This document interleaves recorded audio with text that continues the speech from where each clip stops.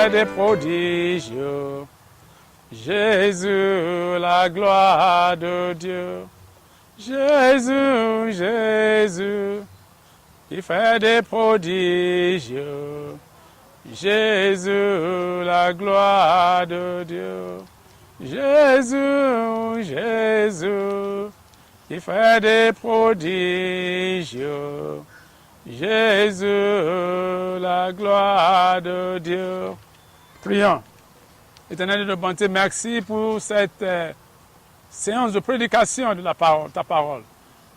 Oh, merci Seigneur, car tu es vivant et tu es toujours avec nous. Que ton nom soit béni au nom puissant de Jésus. Seigneur Jésus, bénis-nous tes enfants qui écoutent ta parole, bénis-nous qui prêchent ta parole. Fais en sorte qu'à travers ta parole, que nous, tes enfants, soient bénis, que les pays francophones du monde entier, le monde entier soient bénis à travers ta parole. Fais en sorte que les boiteaux marchent, que ceux qui sont malades, qu'ils soient guéris, ceux qui sont sous l'empire du diable, qu'ils soient délivrés, que les boiteaux marchent, que les morts se ressuscitent.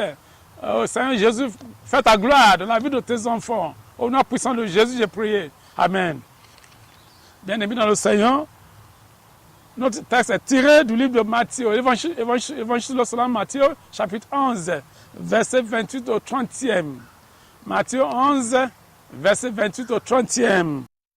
Venez à moi, vous tous qui êtes fatigués et chargés, et je vous donnerai du repos. Prenez mon joug sur vous et recevez mes instructions, car je suis doux et humble de cœur, et vous trouverez le repos pour vos âmes, car mon joug est doux et mon fardeau léger. Alors, Jésus, c'est lui dont vous avez besoin. C'est lui, il fait un appel à tout le monde entier. Quelles que soient vos religions, quels que soient vos pays d'origine, le Dieu vivant ne fait exception de race, ni de religion, ni de personne. Parce que le christianisme n'est pas question de religion. C'est la connaissance pratique de Dieu. C'est ça que le Seigneur Jésus nous donne. Il nous permet de connaître pratiquement Dieu, tel qu'il était, tel qu'il est toujours. Donc, vous tous, malgré vos situations, vos difficultés, vos défis, venez vers Jésus. Il va vous donner du repos. Mais, il y a une chose. On se pose la question. Quels sont les moyens d'accès faciles au Seigneur? Quels sont les moyens faciles d'accès au Seigneur? Comment est-ce qu'on peut facilement accéder au Seigneur? Tout premièrement, il suffit de naître de nouveau. Il faut naître de nouveau. Il faut connaître en vérité le Seigneur Jésus-Christ, le Dieu vivant. Il faut le connaître à travers sa parole. Il faut le connaître par son nom. Il faut se connaître par les manifestations de sa force dans votre vie. Quand vous renoncez au péché, vous vous rapprochez du Seigneur Jésus, il vous reçoit. C'est très important. Et ensuite, il y a un critère que le Seigneur nous impose. Il faut que celui qui veut venir vers lui, qui se comporte comme un bébé, comme un petit enfant. La raison pour laquelle j'attire votre attention à l'évangile selon Marc, chapitre 10, verset 13 au 16e. On lui amena des petits enfants afin qu'il les touche.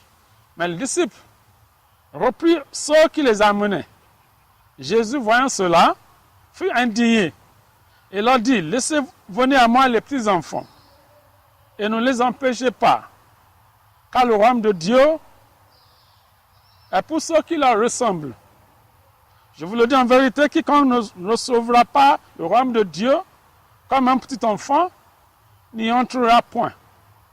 Puis il les prit dans ses bras et les bénit en leur imposant les mains.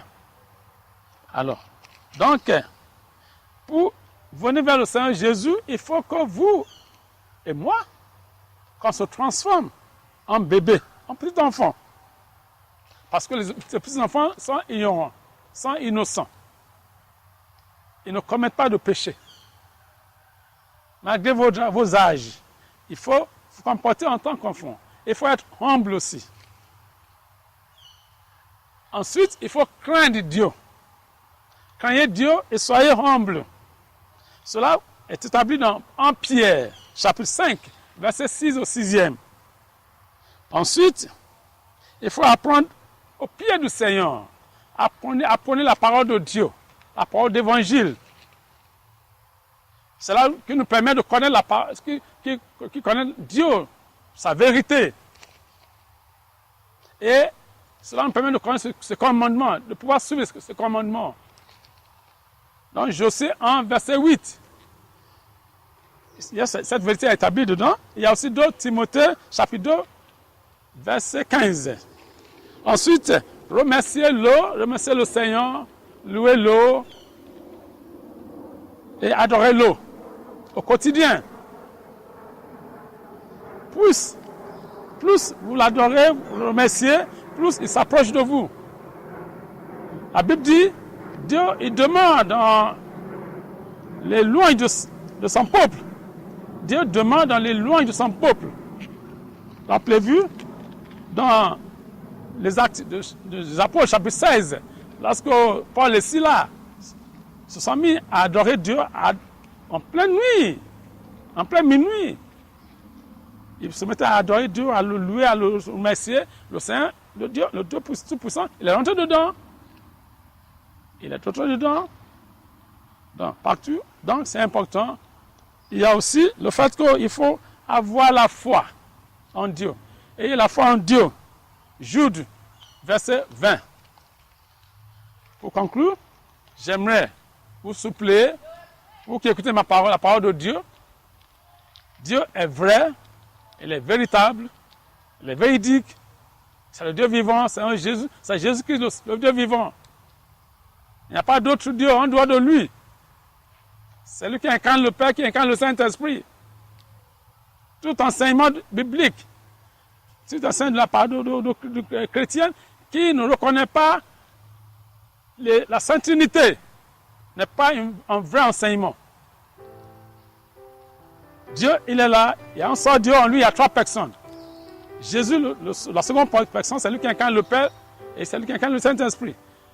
Croyez en lui, faites un effort pour vous rapprocher de lui, il va vous bénir, il va vous élever, il va vous donner la force pour combattre le diable, le mal.